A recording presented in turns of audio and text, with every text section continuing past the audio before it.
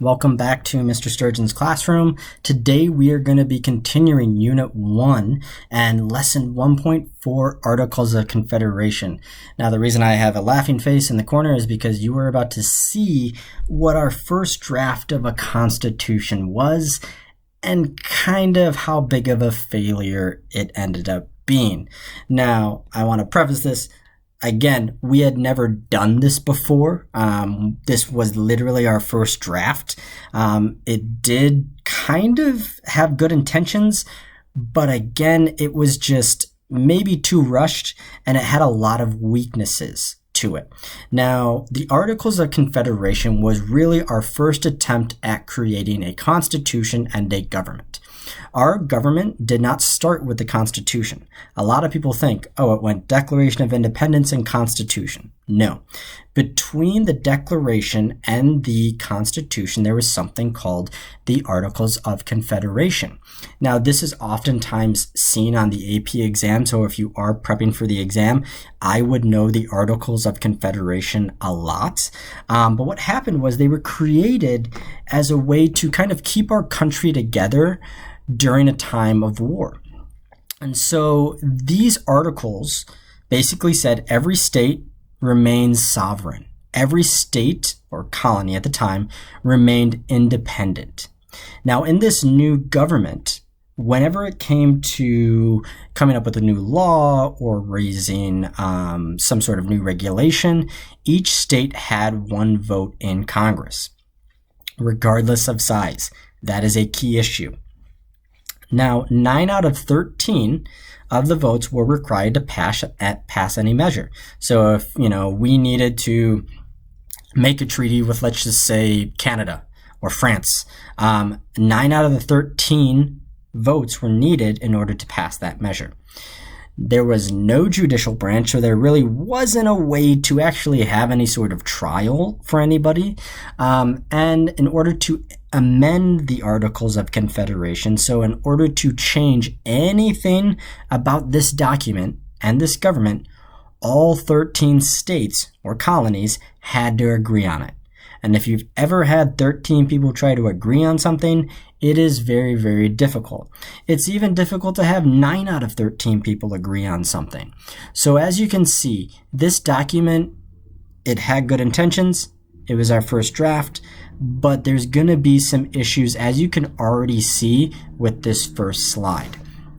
Now, here are the key weaknesses of the articles. Now, I'm not saying it's all bad. It did its job for a time of crisis, but these were really big weaknesses that could not be overlooked. Number one, very weak central government. The federal government under the Articles was very, very weak. It couldn't do much. And when it needed to do something, basically every colony or every state had to agree to it. So again, not a lot can be done in terms of a strong national government. So anti-federalists may have liked this, but believe me, federalists did not like this. They couldn't levy taxes or regulate commerce. Now, levying taxes basically means the government cannot create any tax. So the national government, let's just say it needed to pay for the military, which it had to, they could not levy a tax, let's just say, on wheat or corn. They couldn't have any sort of taxes on that, which means there was no money coming in. Also, they couldn't regulate commerce. So another way governments can make money is by tariffing and controlling commerce and, taxing certain commerce and all of that. They couldn't do that either. So not only is the central government weak, but there's very, very little way for them to get money. If they ever wanted to get money, they literally had to go to each state and say, hey, Virginia, do you mind giving us $20,000 to help, run our country? So again, big weakness. Number 3, poor military. Just like money, anytime they needed troops for the War of Independence, let's just say for instance, they needed to ask a state for that military. They had to go to Virginia and say, hey, Virginia, you know that $20,000? We also need 200 troops to put in our military. And the state could easily just say, nope, we're not going to give you that money, or we're not going to give you those troops. So big weaknesses there. And then lastly, there was really a big possibility of foreign intervention. We still weren't that united. So what could happen in theory was England and France could play one state off of another. So England, let's just say, is friends with South Carolina, and you have France, who's friends with New York. And what they do is they say, you know what, you should fight South Carolina because of this reason. So there was a chance that a foreign country could influence our government. So those are just a few of the weaknesses, but those definitely are the biggest ones. You had a weak central government, couldn't do much. Not only could they not do much, they couldn't really have any money, and they really didn't have a strong military, which is going to lead to a lot of issues. One of these issues that we will cover more in depth is something called Shays' Rebellion in 1787. What happened was a bunch of former farmers, indentured servants, even slaves rose up in Massachusetts because they basically were neglected by the government, and they nearly overthrew the Massachusetts government. Now think of that.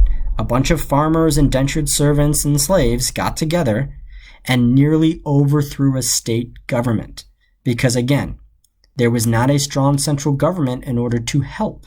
They had a very poor military. They didn't have enough money to raise troops.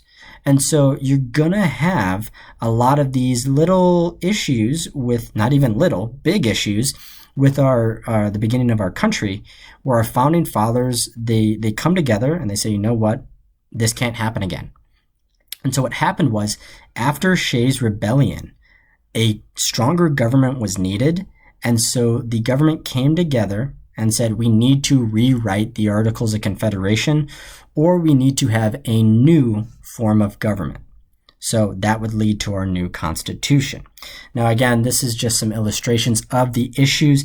Like I said before, you really needed all the states to be on board if you ever wanted to amend something or change something. There was really no way to solve issues between states like South Carolina and New York. And then anytime you needed money or soldiers, you had to ask each state for it, and they could easily just say no. So again, major issues with these Articles of Confederation. And then I'm going to leave you with this fun fact that you can always bring up in conversation if you ever want to, but George Washington was not our first president. So go up to your history teacher and say, you know, George Washington wasn't our first president. And they might say, I agree, or they might say, you are incorrect. Well, you can show them this slide. Technically, our first elected leader under the Articles of Confederation was a guy by the name of John Hanson.